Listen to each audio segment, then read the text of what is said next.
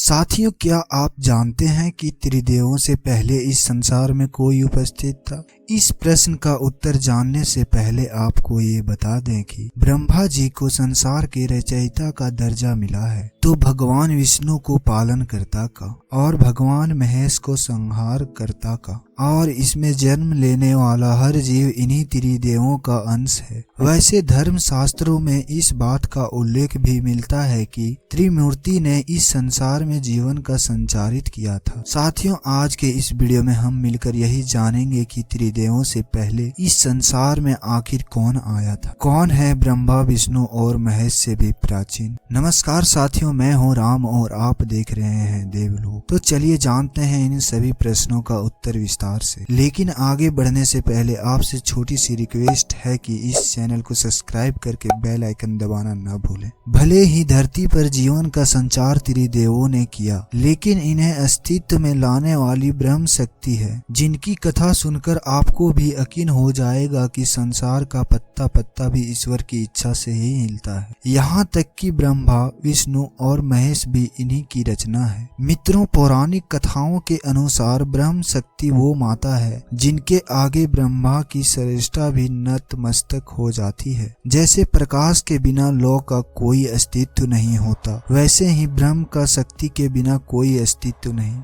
यहाँ ब्रह्म का मतलब ब्रह्मा जी से नहीं है। भगवान ब्रह्मा की रचना स्वयं और ब्रह्म शक्ति ने ही की थी। यहाँ ब्रह्मा का मतलब वो है जो दिखाई नहीं देता, जबकि ब्रह्म शक्ति का मतलब इस प्रकृति से है जो हमें दिखाई देती है। ब्रह्म शक्ति ने ही सबसे पहले ब्रह्मांड की रचना की। आकाश उनका मस्तक है, धरती मध्य भाग और पाताल उनके चरण। फिर ब्रह्मांड की रचना के बाद ब्रह्म शक्ति आने की प्रकृति ने त्रिदेवियों की रचना की। महाकाली, महालक्ष्मी और महासरस्वती है। तीनों देवियों को बताया गया कि उनका कर्तव्य क्या है और इस सृष्टि की रचना में उनका क्या योगदान होगा। इसके बाद माँ सरस्वती, माँ लक्ष्मी और महाकाली ने जैसे ही प्रणाम कर विदा लेने की कोशिश की तो माँ शक्ति ने उन्हें रोका। इसके बाद माँ शक्ति ने कहा कि सृष्टि के संचालन के लिए पुरुष और नारी दोनों का होना अति आवश्यक है। इसीलिए सृष्टि के सफल संचालन के लिए 3 दिव्य पुरुष की भी रचना करनी होगी, जो आपके साथ मिलकर इस समस्त ब्रह्मांड की ऊर्जा और उसमें रहने वाले सभी जीवों का ख्याल रख सके।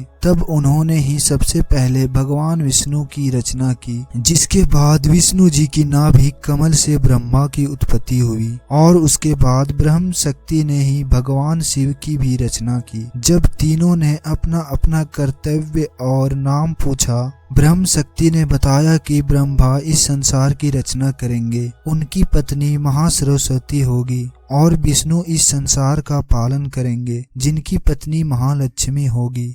वहीं भगवान शिव इस संसार का संहार करेंगे और उनकी पत्नी महाकाली होगी। माँ शक्ति ने ये भी कहा कि मैं माँ हूँ और मेरी ही इच्छा से शिशु माता के गर्भ में आता है। मैं ही उस शिशु में प्राण भरती हूँ, मेरी ही कृपा से वो सांस लेता है और जब वो इस धरती पर आता है, अपने नेत्र खोलता है तो देखने की शक्ति भी मैं ही उसे देती हूँ, क्योंकि ज्योति भी मैं ही हूँ। मैं अपनी एक इच्छा से अनेक बनती हूँ और जिस दिन मेरी इच्छा होती है सारी सृष्टि को समेट लेती हूँ। इसलिए ये कहा जाता है कि ब्रह्मा, विष्णु और महेश से पहले माँ शक्ति का जन्म हुआ था। तो मित्रों, अब तो आप इस बात को समझ गए होंगे कि त्रिदेव जिन्हें हम संसार की पहली रचना मानते हैं, उनकी रचना भी माँ ब्रह्म शक्ति ने ही की थी। ब्रह्मा, विष्णु और महेश के अलावा महाकाली,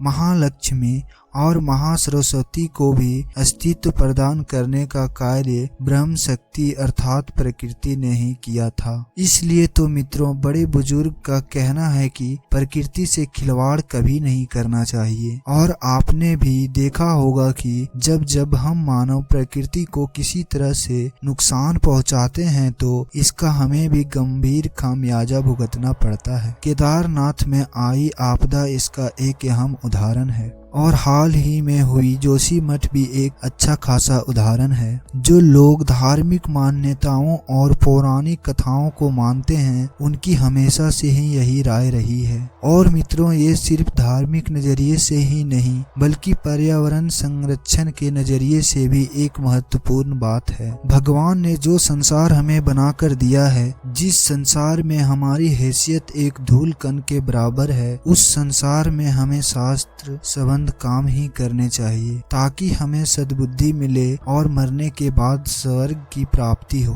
तो साथियों, आज की इस वीडियो में बस इतना ही। उम्मीद करता हूँ कि आपको ये वीडियो पसंद आई होगी, तो अपने मित्रों और रिश्तेदारों के पास शेयर करना न भूलें। धन्यवाद।